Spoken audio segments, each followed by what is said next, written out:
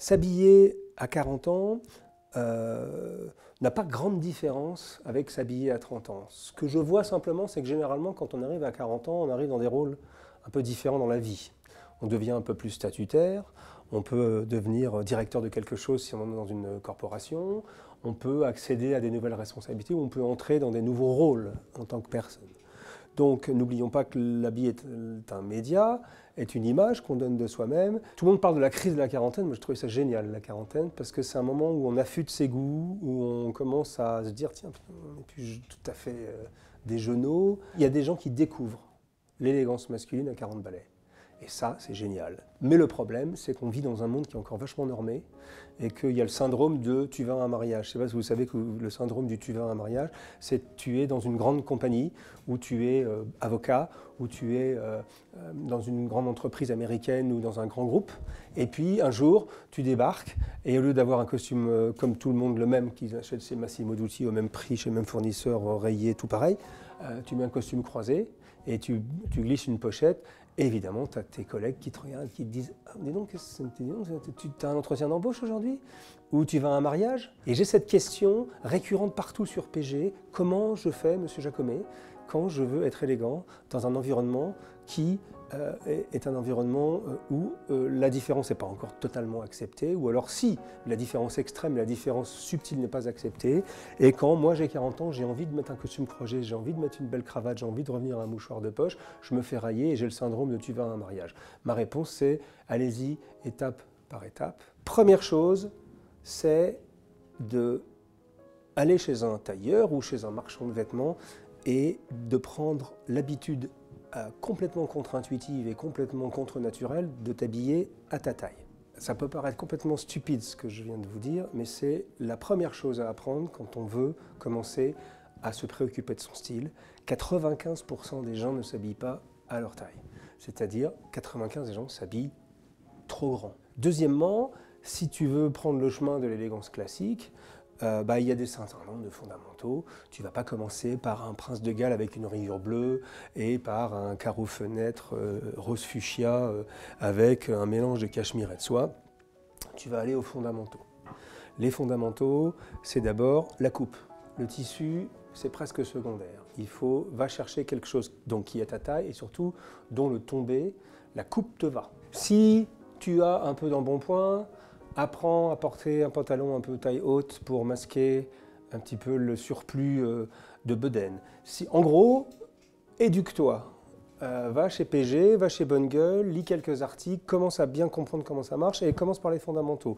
Un joli costume, gris moyen, toute saison, en super 110, super 120, c'est pas la peine de dépenser des fortunes. Commence à t'habiller avec ça et un joli costume bleu. Si ton activité le permet et ton goût se développe, passe très vite au croisé parce que pour moi c'est une des pièces les plus incroyables du vestiaire masculin. Alors c'est peut-être aller un peu vite en besogne parce qu'il faut quand même l'assumer. 2-3 chemises blanches parce qu'une chemise blanche c'est toujours ce qui fait la différence entre les garçons et les hommes. Avec une belle chemise blanche tu ne te tromperas jamais. C'est toujours magnifique, une belle chemise blanche bien repassée avec une jolie veste à ta taille par-dessus, tout de suite tu es un nouvel homme.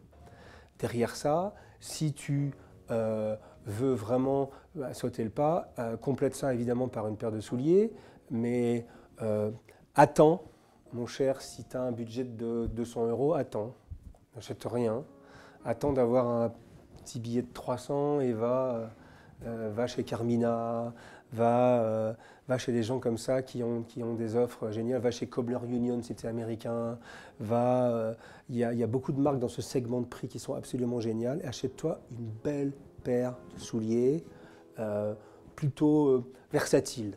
Non, versatile, on ne dit pas ça en français. Versatile en anglais veut dire autre chose. Adaptable.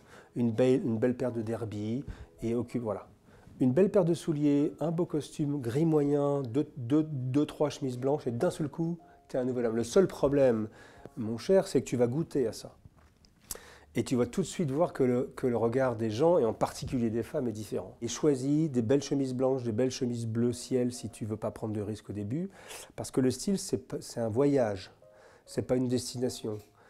J'ai vu, moi, beaucoup de gens se brûler les ailes en voulant, comment dire, c'est un apprentissage.